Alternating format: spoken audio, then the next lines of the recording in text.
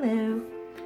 I have this painting that I have recently created. It is done in watercolors as well as 24 karat gold leaf, which you can see in those very shiny places here. Now, gold leaf is very fun to work with, but one of the problems with working with it is that it becomes very hard to create a satisfactory digital version of your painting once it is complete for the purposes of archiving or creating reproductions or anything of that sort. And over time, I have developed a process whereby I combine photographs and scans of my artwork when I use these reflective elements, gold leaf or sometimes textural elements as well.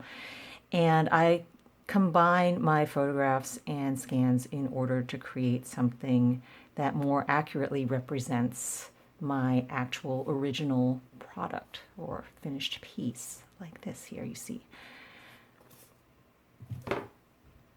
On my screen here you see a few of the other paintings I have created in the past that utilize and integrate watercolors in gold leaf.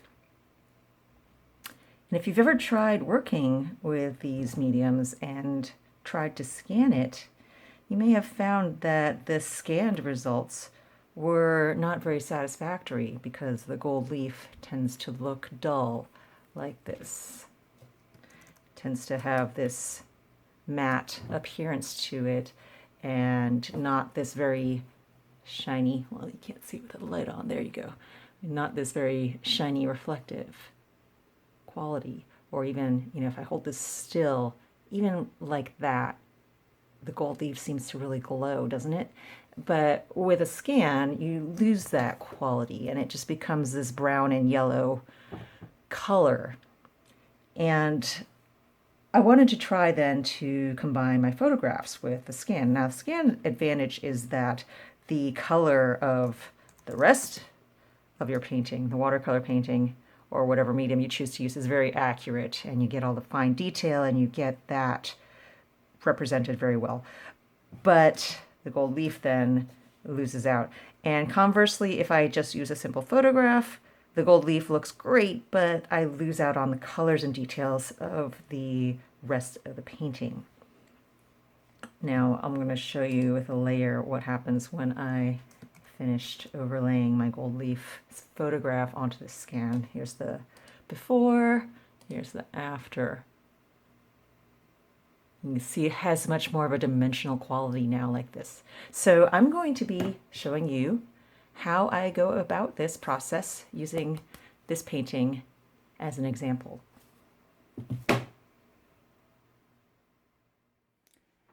So you can see what I'm working with here. This is my setup. This is a Windows Surface Studio.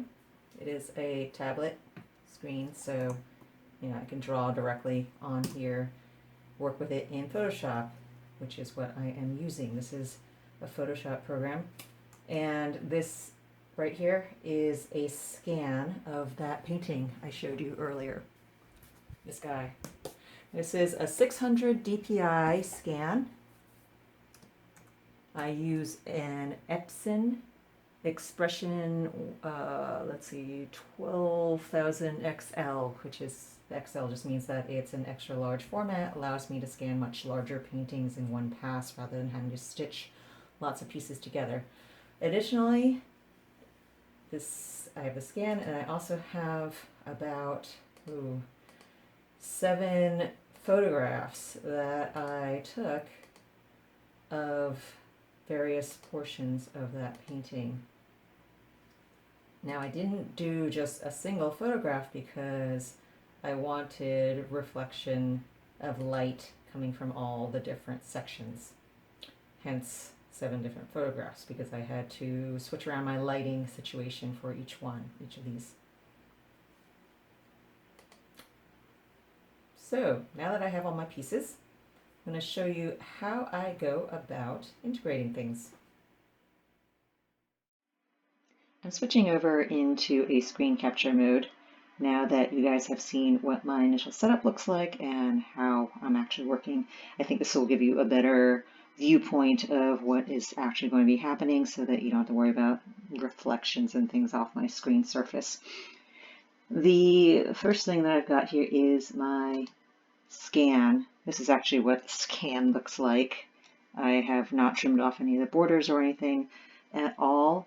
And then I created a overlay mask which consists of just white around the borders to mask out the section that I'm actually going to be working in. And this just makes it easier when I'm pasting a lot of stuff into this file. I can just put it underneath that mask and you won't see the boundaries, and afterwards I can trim things down. Now, starting with one of the photographs, let's see what I'm going to start with. I'm going to start with this lower left corner photograph. I'm going to copy that entire page and paste it into here.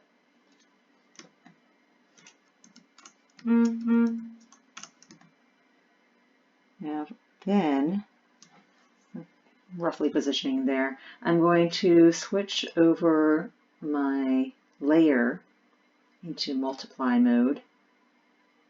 And you can see it's a little bit like a blurred vision, double vision here, you can see, because I've got my secondary photograph layer now on top of my painted scan layer. Let's see if I turn it off, you can see that. And actually this lines up pretty well. There's a little bit of tweaking that I need to do. You can see over in this section up here, it's not quite lining up, and it's a little bit bigger is why. So I am switching that layer into a adjusting size mode. And what I want to do is try to as closely sync things up in these two layers as possible. The goal is that you don't have double vision any longer if things are lined up correctly. Now that is not always achievable. Sometimes the photograph might not be at a complete 90-degree angle from your surface, which means that you might need to tweak and pull corners of it in order to adjust the size of it, which you'll see in some of the other photographs I've taken. This first one is mostly lining up pretty well.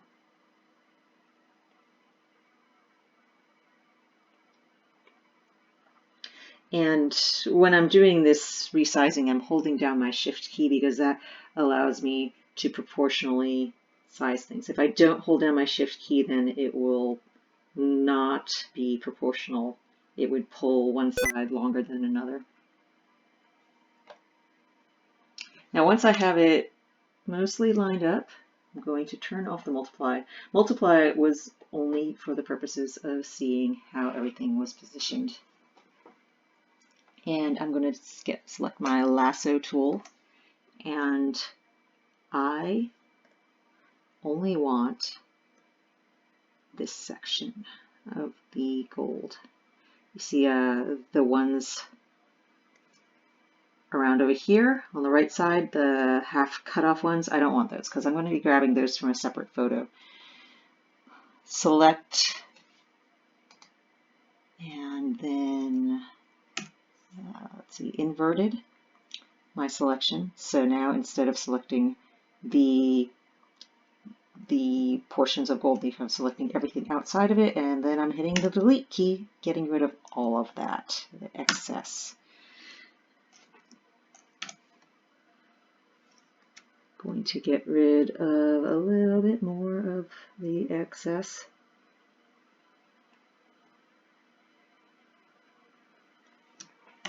Delete, get rid of that, zooming in to get a closer view of this, deselecting everything. Now, my goal here is to completely isolate only the gold leaf reflective portions. So to that end, what I'm going to try to do now is to select everything else aside from that. I'm going to use the magic wand, and I have a tolerance set usually somewhere between 20 to 30. It depends on how much contrast your piece has. This one I'm going to start off with 20 and see how that goes.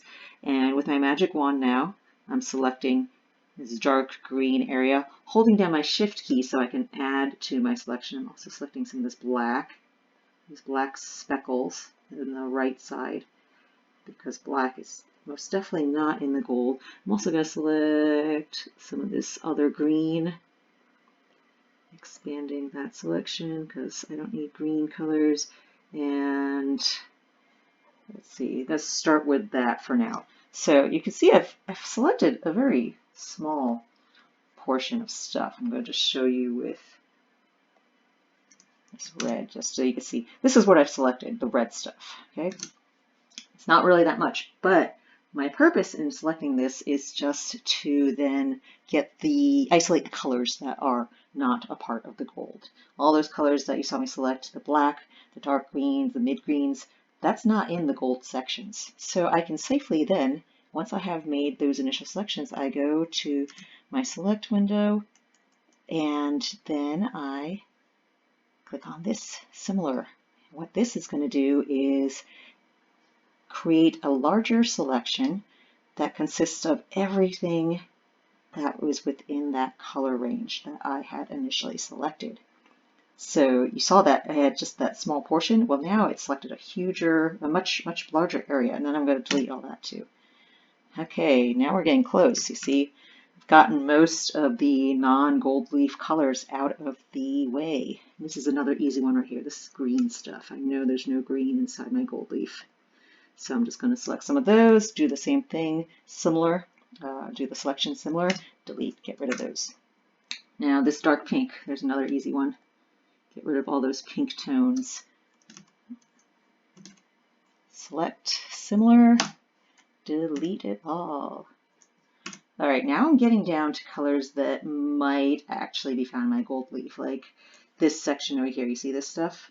This stuff over here in the center of that flower and this stuff over here. It's conceivable that those orangey pink colors might be a part of the gold leaf, and I don't want to get rid of those. So I'm not going to touch those yet. I'm going to get rid of this gray tone though, because that's probably also a pretty safe one. Similar, get rid of all those. Okay, you can see now I've gotten rid of most everything that is unnecessary. I've got this dark stuff that didn't get captured before. Get rid of those as well. Okay, and now what I've got left, well, I'm going to show you what happens if I do select this center, this orangey pink stuff. Let's see what happens if I get those. See, that's too close to the gold leaf. What happened here now when I did the little similar thing is that it gets rid of all of that, and I don't want to get rid of all of that stuff. I only want to get rid of it from here. So I'm going to manually select and remove that stuff instead of doing what I have with all the other colors. And I delete those as well. So this is just a manual lasso tool. Okay, now I'm going to switch over to see what this results in. This is the straight up scan. This is now with the photographed elements overlaid. There's a few places where it doesn't quite line up. So now at this point, I'm going to try to fix those. All right, it seems like it should be a little bit wider actually. Resizing things. And now the other thing that I'm going to do is I'm going to take my eraser, and you can see I have it at a fairly diffuse, large, chunky thing. I don't want to have like a narrow, really hard-edged eraser. And I'm going to just erase some of this photographic layer to make it more blended in with the scan. Mostly I do that on the edges of things. and maybe in a few places that are stubbornly refusing to line up exactly, I will just erase them and get rid of them. You can also selectively move portions if you were not able to get things to align in the overall larger piece. Sometimes you just do portions of it, spot alignments like that.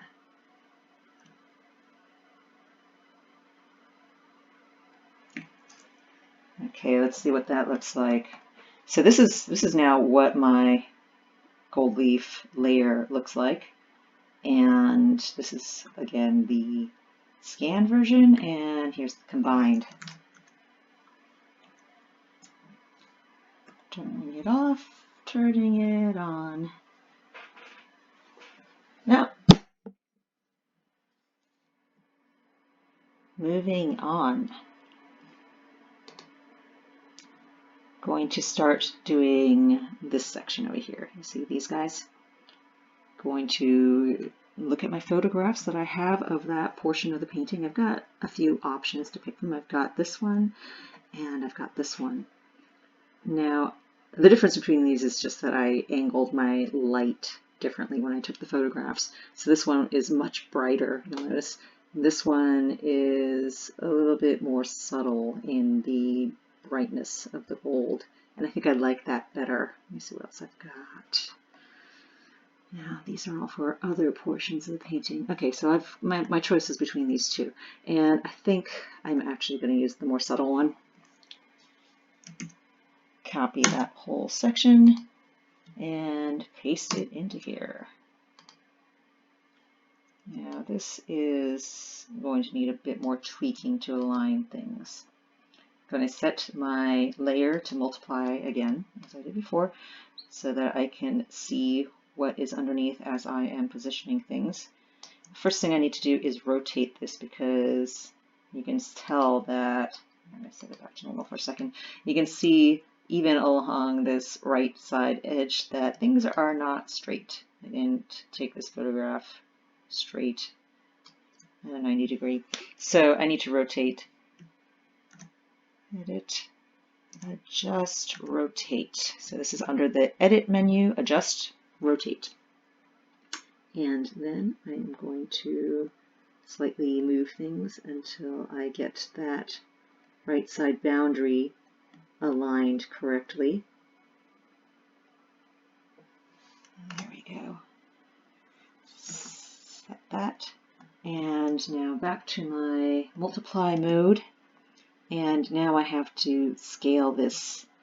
Edit, adjust, scale is where you'll find that in the menus. Again, I'm holding down my shift key as I do this scaling, and that will keep my resizing at a proportional scale.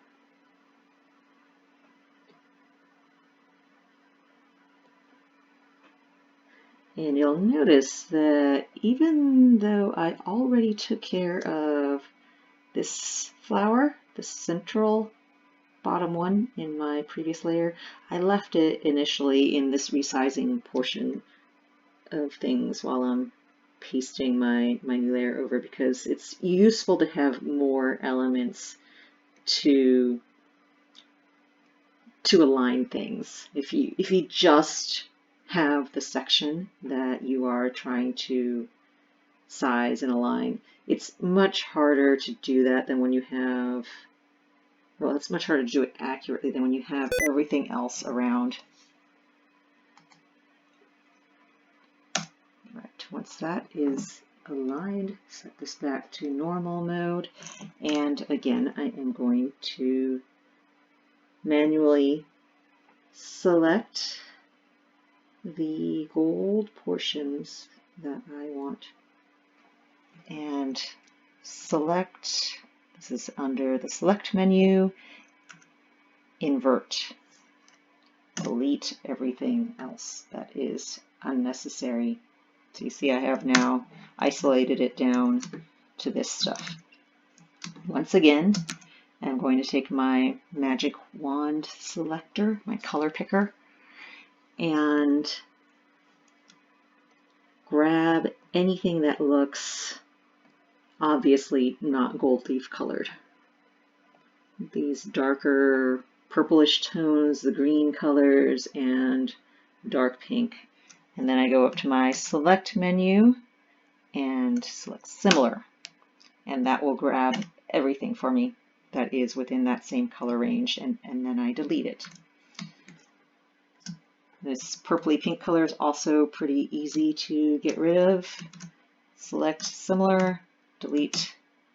All right, this section was actually much easier to do than the previous one was. Okay, I got this little bit of black stuff. Gotta get rid of all those as well. These little black speckles. Okay. Now how does that look? That looks pretty good. The alignment is a little bit off. So I am manually lassoing this bottom flower and scooting things around so that it more perfectly lines up. Same with the next flower up. It's just a little bit of minor tweaking.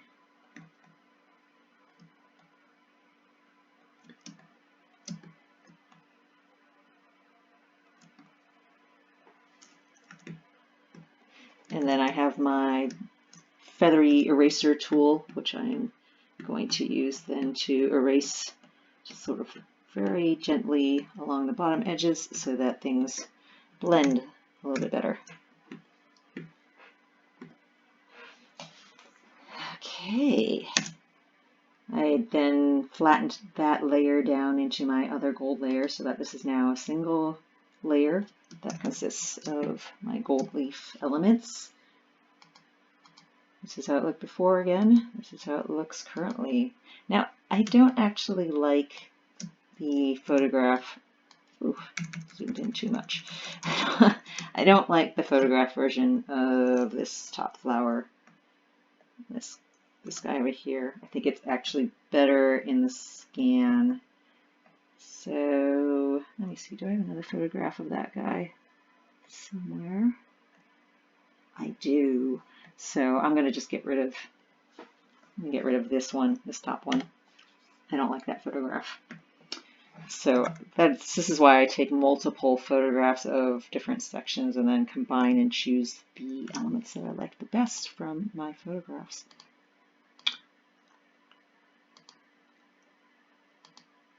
Alrighty, so where are we now? Again, you see this is the photograph of the same two flowers. Basically, I'm looking at the top two flowers right here, as well as in this one. And in this photograph, my lighting was a little bit farther up to the left, and so it does not really light that lower, doesn't light this one up very well. Whereas this photograph lights them both pretty good. Although I think actually it lights this guy a little bit too much. So I'm going to use this photo just for that flower. And since this is just a pretty small one, I'm going to just grab the single one, even though I just told you that it's usually better to grab the entirety rather than a single thing. But I think that it should be okay for this one. All right, bring it over. Same process still though. Set it to a multiply layer, scale it down to the correct size and align things. And then once it's aligned, then proceed with the color picker to grab any extraneous colors and delete them. And for this one, I'm going to manually select some of the internal flower guts. Get rid of those. All this stuff on the outside is unnecessary too. This is pretty easy to manually select, delete them. Okay, this is a much better photograph section. And then I erased a little feathery erasing of the internal part of that just to blend it in, and there we go. That one was nice and easy and fast. Let's get on to that final upper flower. This photo's too bright, I'm not going to use that. Oh, let me see. I think I closed the photo accidentally. Let me find it again. Ah, here we go. And select that portion, paste it in, set it to multiply, scale it down.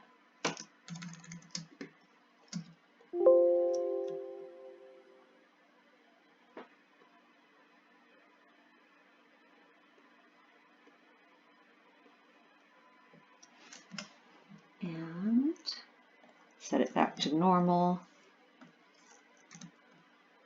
Color picker to grab all those extra colors. Similar, delete.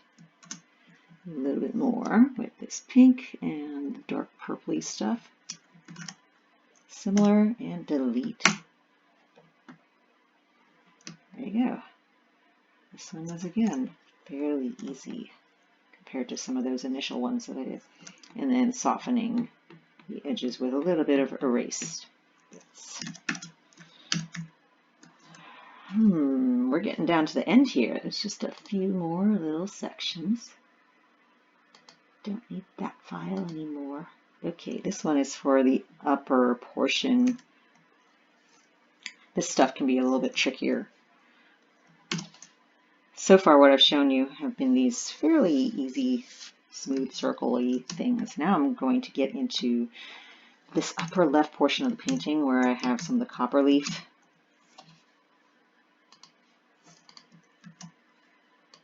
And it's kind of raggedy edged and stuff. But I'm going to start same as I did with the other portions. And start by trying to align things.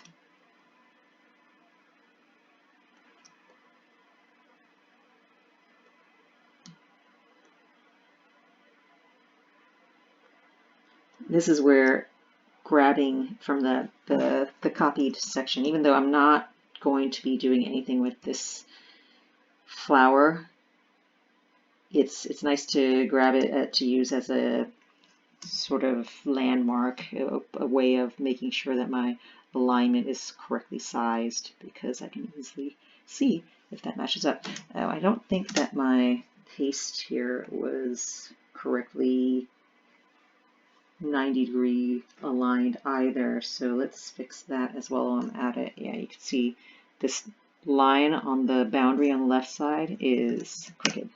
So let's straighten things up there. See if that helps making this, oops.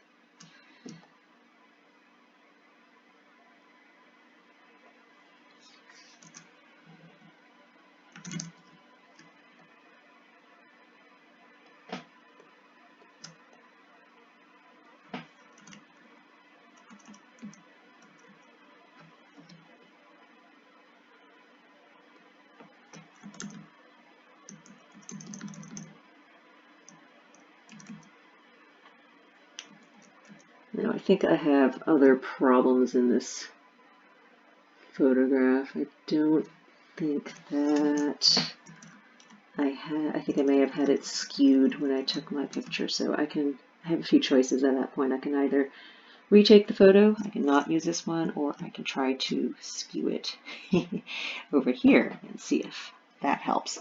So edit, transform. This is what I'm going to in the menu in Photoshop. So it's under the edit menu, transform, and skew. And this allows me to, stretch and do weird things now with my thing, with my image. I don't generally want to skew unless I'm pretty certain that I had some weird skewing happening in my photo to begin with. This is refusing to line up very easily. I might need to ditch this photo and just start over with something else if I can't get this to correctly line up.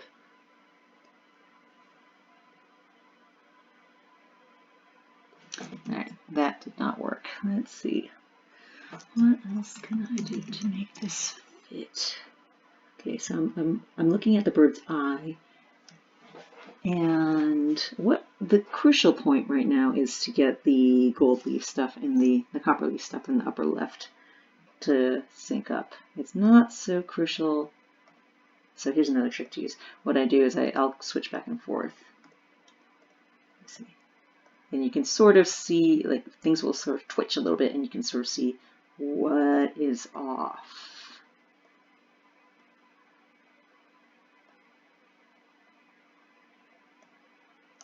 So I think what I need to do is rotate a little bit.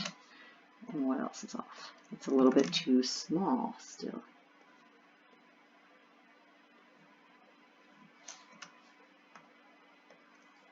And there is a little bit of weird skewing going on, so I think that's what my problem is. So now I'm going to get rid of excess stuff. Everything except for that section of copper leaf that I want to address.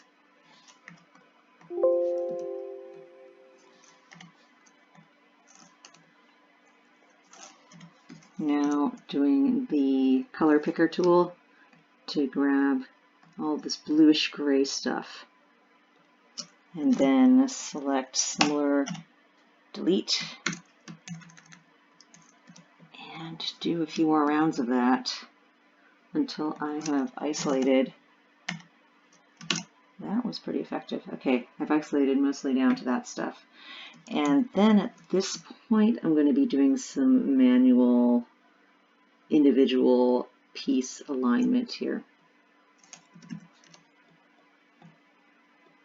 And I'm just using my selection tool to move portions of it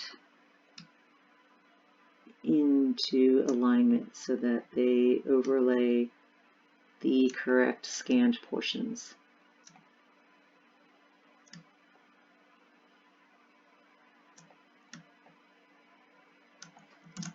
And then erasing anything that I don't really like. Okay, there we go. That one was a little bit more tough. Again, there's the on and off, just to see the progress. All right, now where are we? Last little bit is that upper right section.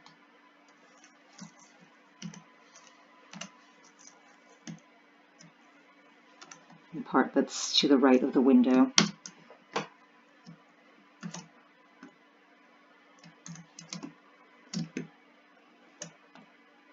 Setting it to multiply. All right, you can totally see that the window is tilted. I'm gonna move things, and then I gotta scale things.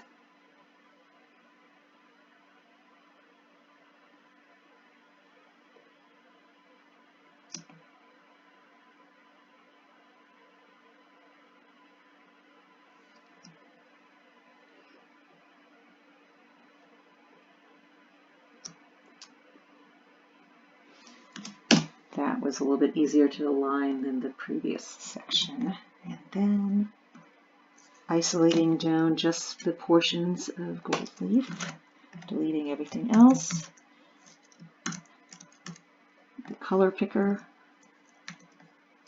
get all the purple stuff and the black stuff. Those are easy isolations. Select similar and then delete them. I have some more of this black, these little black bits. Get rid of all those. Get rid of this gray stuff.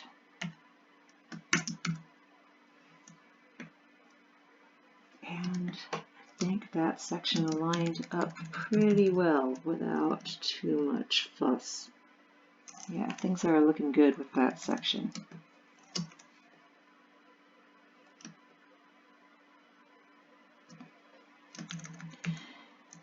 There you go. That was the process of, oh, actually, no, I'm not quite done. I've got a tiny little bit more to do. One final thing is I will sometimes tweak the color of the gold in the photo just to more accurately represent what I'm seeing with my eyes in the physical piece. So first I am going to make a duplicate of my gold layer just in case I don't like my changes some point down the road. It's nice to have something you can go back to so you can see what the original was. And then I am going to look at the color balance. This is, you can find this under image, let's see, image, adjust, what is it under? Color balance, yes. So in the menus, it would be under image, adjust, color balance. No, that would be the brightness. Image adjust, yes, it is correct. Sorry, I am babbling. Image adjust color balance also can be found just by hitting Control B and pushing the yellows a little bit, yellows and the red on the mid-tone of the gold. That gives me much more of a warmer tone that the physical piece has. And then, yes, here we are. This is now the finished adjusted piece. You can see it's not a simple, easy process that you can just do with a quick filter or anything like that, but I think that the results are worthwhile because it turns the piece from this original scan where the gold is just this flat brownish orange color into something that really looks like it is glowing.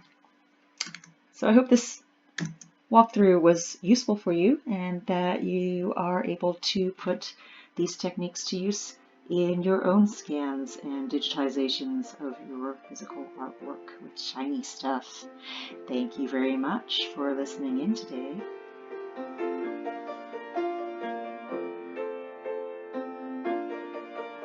Before I sign off, guys, I wanted to take a moment here just to thank all of the amazing subscribers that I have on Patreon. You can find me at www.patreon.com/StephanieLaw. It's with the help of these fantastic people that I am able to continue making videos of this sort and address a lot of the questions for tutorials and techniques that people have of me. So if you're interested in contributing and getting early access to some of these videos for as little as $2 a month, please come and check it out at www.patreon.com/StephanieLaw. Again, thank you all of you guys that are already members of that, and it is so much fun to have you and to be able to have a community with you guys. I love it, and I hope you do too. Thanks, and goodbye.